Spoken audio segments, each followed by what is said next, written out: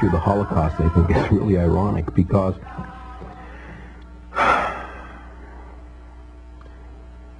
so much literature has been expended in the pursuit of exposing Hitler and the Holocaust and the terrible tragedy that occurred with the Jews, where 6 million people perished.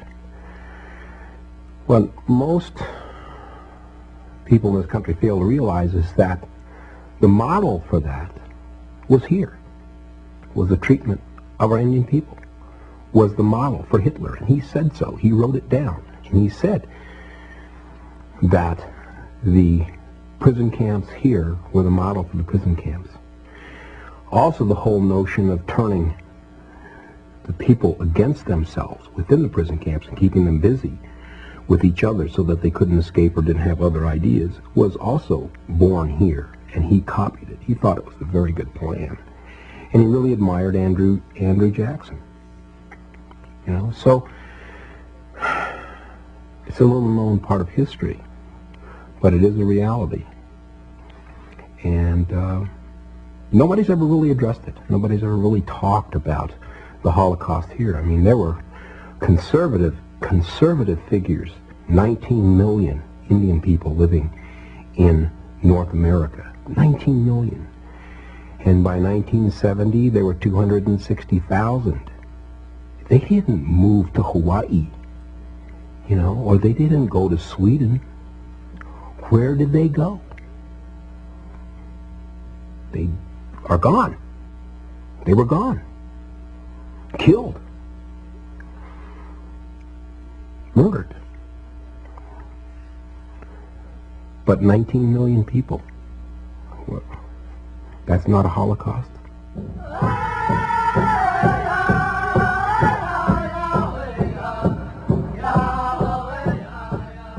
I feel that this country doesn't understand historically what happened to its indigenous people. They see it on television and they read it in the books, but they really don't see it in the practical sense.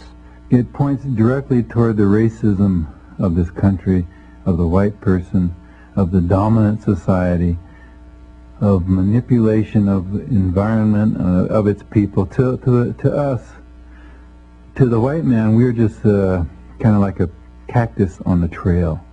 You chop it away and get it out of the way so you can keep walking down the trail and seeing what the beauty you want to see. I think that one of my goals is to have our people look at themselves and stop dancing for white people and saying, we're so pretty. I want us to say, look what you've done to us. Look what you've taken. Look at the beauty we had and still have to offer you. And stop treating us like subhuman human beings, because we don't deserve it and we don't need it. For more than 500 years, American Indian people have been subjected to the ever-changing whims of the white man, who with sword in one hand and Bible in the other, swept across this land like a plague of locusts. What the people of the United States did not know was that their so-called enlightened nation was setting an example that would be followed in the 20th century by some of the worst butchers known to man, including Adolf Hitler. In his biography of Hitler, John Toland wrote, Hitler's concept of concentration camps, as well as the practicality of genocide, owed much, so he claimed, to his studies of United States history, and he often praised to his inner circle the efficiency of America's extermination by starvation and uneven combat of the red savages who could not be tamed by captivity.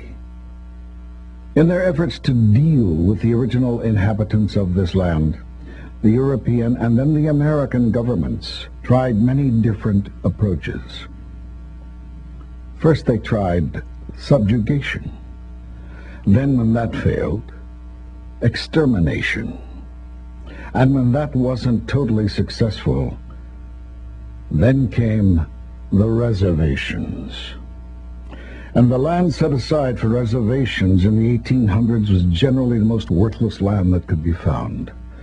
Indians were relocated to these lands for as long as the grass grows and the rivers flow, unless, like in the Black Hills of South Dakota, valuable mineral resources are discovered on that land, and then the Indians are uprooted and relocated again.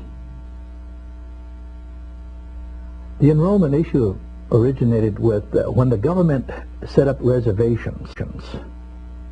They signed up the Indians who were assigned to that particular reservation. They took a roll, as it were, at that time. Everybody was given a number so that they could identify the people who were reservation-bound Indians, because reservations and the inception were no more than glorified concentration camps. Indians were forbidden to leave them. And so you were given your tribal identity right then and there by the United States government. It's another labeling system.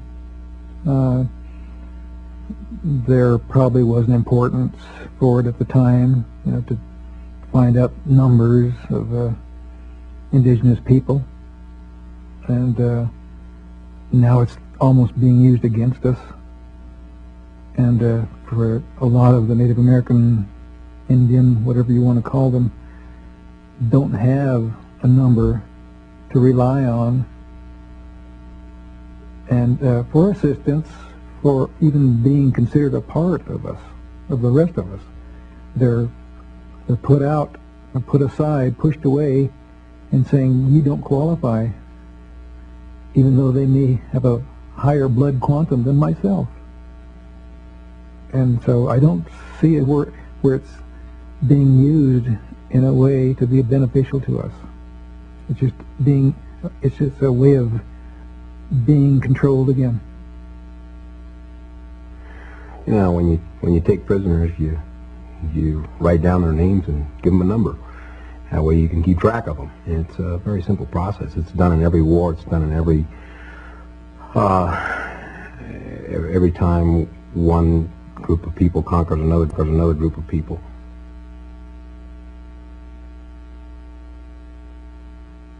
When I was younger, I was extremely angry about it. Now there's a sadness because things will never be the way that they used to be. It will never happen. So I just try and work as hard as I can to retain as much of my culture for myself, for future generations. But I'm never going to let them forget it. I don't think that this country will ever really heal itself until it answers the question of what it did to its indigenous people.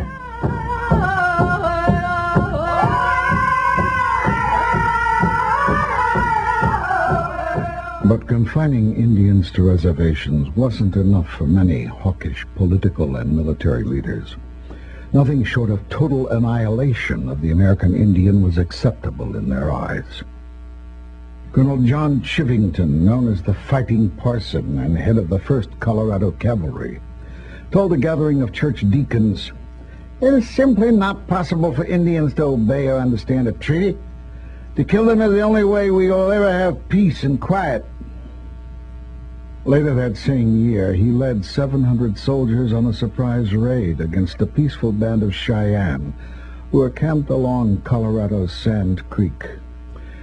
Just before the dawn attack, he told his men, "Kill them all, children as well. Nits make lice."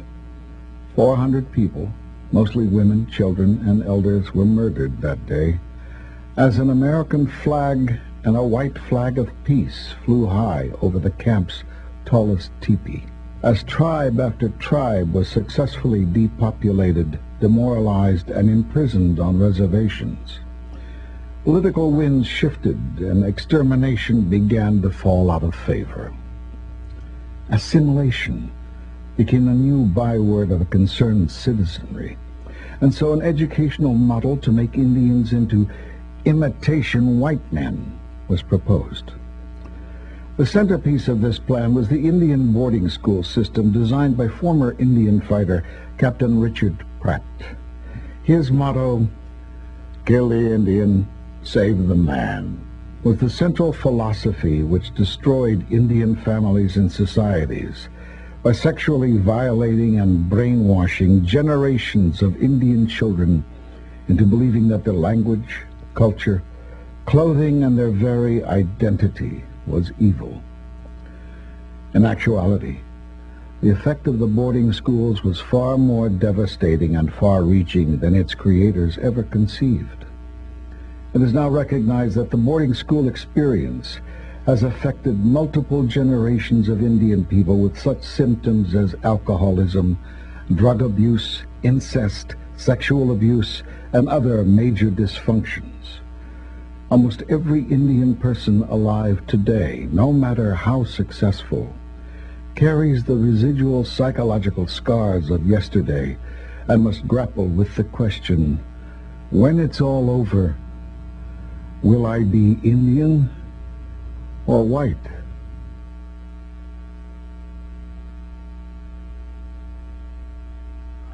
I grew up with the signs, no Indians or dogs allowed, and had to abide by those signs, not being able to go into places. And so from the very time I was very small, I think that I learned that you had to be strong in order to be an Indian. How do I define an Indian? That's a political question that's very difficult to deal with. Traditionally, the Apache people didn't have a definition of who was Indian. I'm the only person that doesn't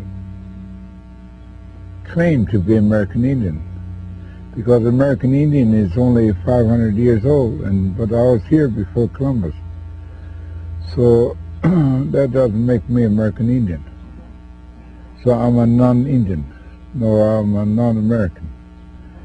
Today, America, nobody knows what America is, or nobody knows what Indian means.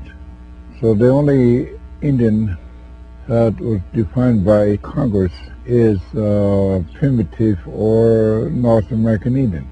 But then what is primitive? Anything that grows by itself is primitive, but when you put a fence around it, it's not primitive anymore. So then what is Indian? Now if the Congress changes tune to what is Indian to who is Indian, so only half will be regarded as Indian. So American Indian cannot be defined as a nation.